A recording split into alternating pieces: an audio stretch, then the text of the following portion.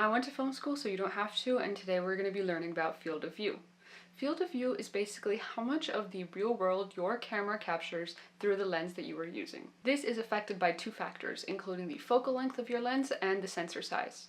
The smaller the sensor size, the less of the world it is able to capture, and the opposite is true as well. The larger the sensor size, the more of the world it can capture.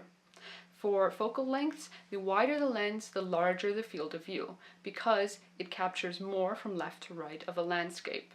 The longer the lens is, the narrower the field of view is, because you're honing in on one particular part of a landscape and you are cutting out a lot of information on the left and the right. So the field of view of that world would be narrow.